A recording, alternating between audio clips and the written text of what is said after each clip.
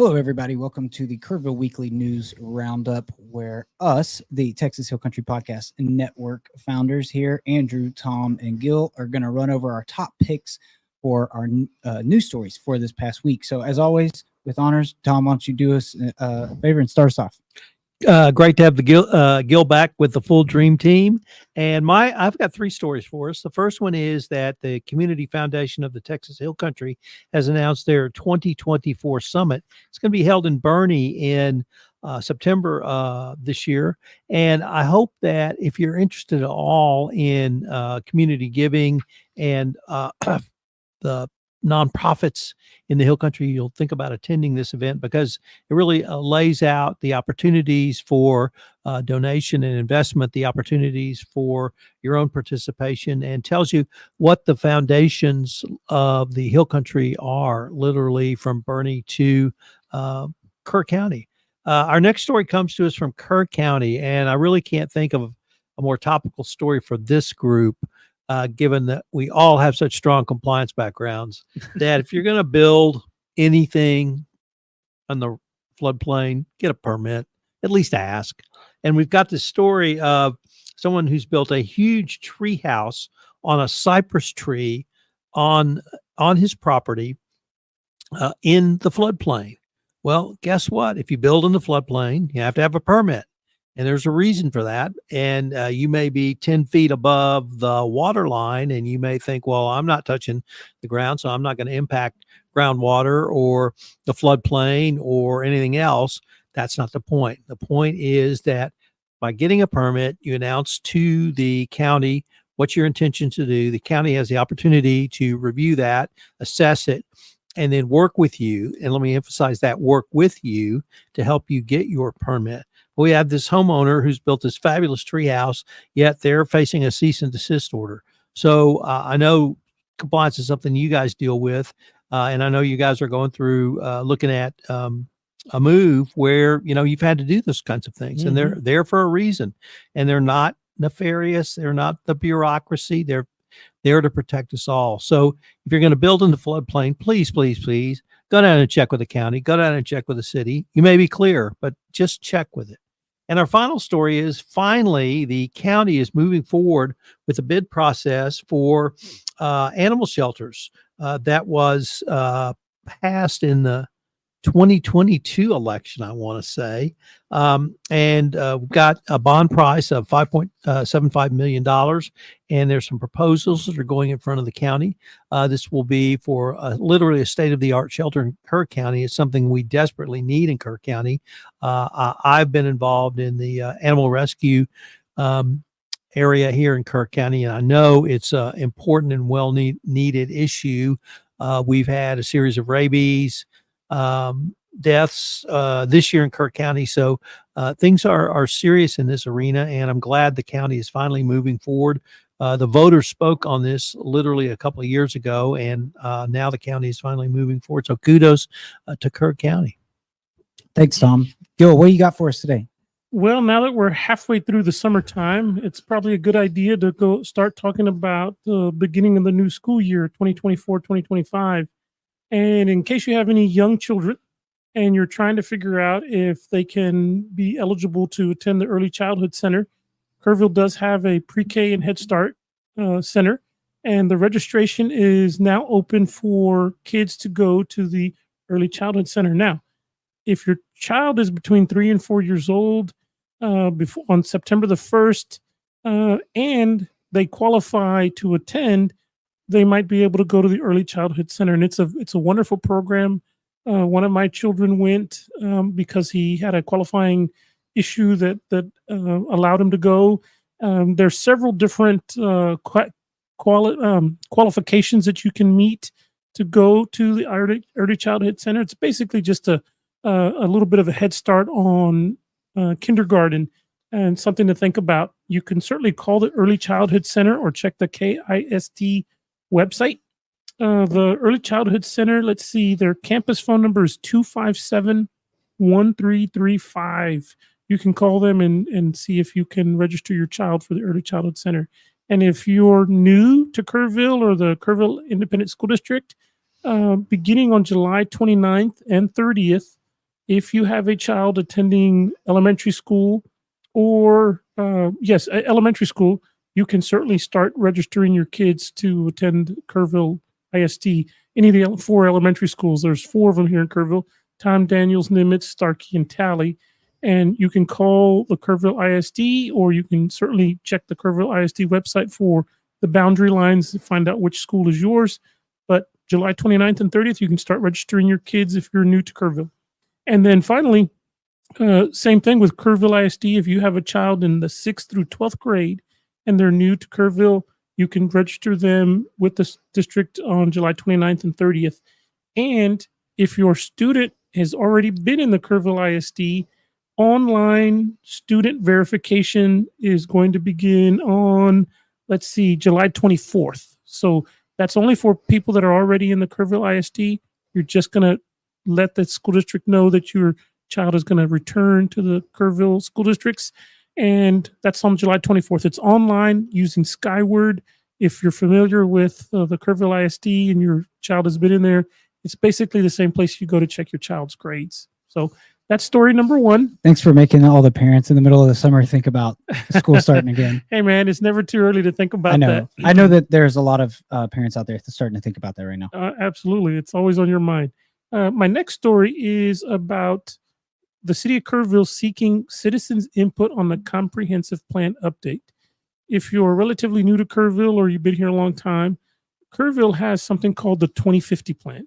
It's a comprehensive plan that involves everything that the city does, prospects for growth and what have you. And it's something that the city put together over a period of several years. The plan is a few years old now, so what they're looking to do right now is update the plan. They're looking at recommendations related to the vision and goals and principles of the plan, land use, utility infrastructure, transportation, economics, housing, downtown, Nimitz Lake, all that good stuff. They're looking for citizens' input on updates that the citizens would like to see on the comprehensive plan. I would suggest that you go to the City of Kerrville, Texas website and take a survey. The survey is, you can find it at kerrville2050.com. That's the survey. And certainly they're going to have, I'm sure, public meetings and citizens' input. And for all the people that are in Kerrville and want to see something different, this is a way for you to participate, put your 2 cents worth in, and maybe at some point down the road, participate in maybe a citizens committee where you can put your 2 cents in on updating the Kerrville Comprehensive 2050 plan. Well, speaking of public feedback, one of the stories that I wanted to mention was related to KPUB. Now, this, I think, came out several weeks ago, but we haven't mentioned it on the show yet. So we think it's a big deal for this area. So I want to make sure we mention this. And Gilbert actually dug up the story. So thank you for giving me the opportunity to talk about it. But it's related to KPUB's intention to start generating their own electricity. Without getting into the weeds about how the electricity provider industry works, just know that it is going to be a really big step and a quite a project that KPUB is going to have to undertake to try to move in that direction to start generating their own electricity. Here for our general area, there is a public survey that you can take on their website under, I think it's titled KPUB Power Supply Portfolio Survey. So you're welcome if you want to know more about this and how this is going to impact this area, how it's going to impact you as an electricity consumer. Go to their website. There's plenty of information there. You can kind of dig through some of the details and even take their survey so that they can receive some of the public feedback about seeking what they're looking for as far as the path forward. One thing I wanted to mention about that, though, Mike Whitler, who is the current general manager and CEO, was quoted in the Hill Country Community Journal saying that the energy market has become increasingly volatile, and owning our generation would better position KPUB to continue to maintain stable rates for our customers for decades to come.